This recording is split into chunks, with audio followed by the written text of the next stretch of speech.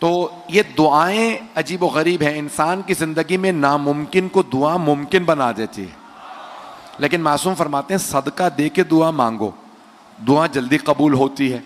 اور جب صدقہ آپ دے رہے ہوتے ہیں نا تو وہ صدقہ جو پیسے کی شکل میں یا کسی بھی شکل میں ہو وہ آپ سے کچھ کہہ کے جاتا ہے.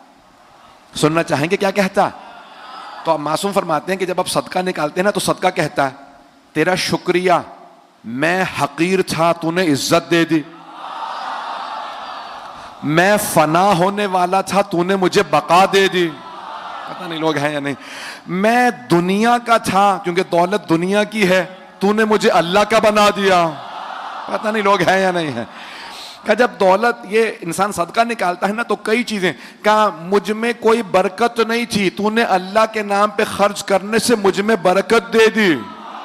مولا علی کہتے ہیں نہج البلاغہ میں جب راہ خدا میں کچھ دو، جتنا دے سکتے ہو زیادہ سے زیادہ دے دو. گلا میرا اذیت تو نہیں کر رہا آپ کو؟ آواز سمجھ میں آ رہی ہے سب کو؟ مولا کہتے ہیں زیادہ سے زیادہ دے دو، راہ خدا میں جب دو تو زیادہ دے دو. کہا مولا کیوں؟ کہا کیونکہ تم جس کسی کو بھی دے رہے ہو وہ دنیا میں لیے پھر رہا ہے تمہارا، آخرت میں تمہیں ملے گا. میں سوچ رہا تھا مجھے وضاحت کرنی پڑے گی.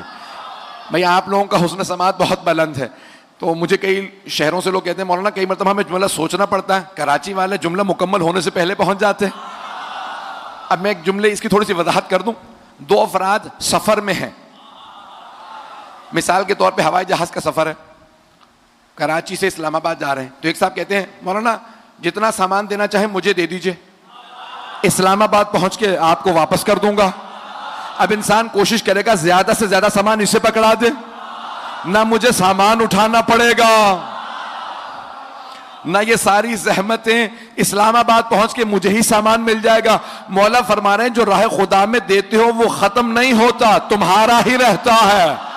جن کو دے دیتے ہو وہ دنیا میں اٹھائے پھر رہے ہیں، آخرت میں تمہیں ہی پلٹ کے آ جائے گا. آپ نے غور فرمایا؟ تو اسی لیے کہا جاتا ہے کہ جب بھی مانگو تو راہ خدا میں کچھ دو.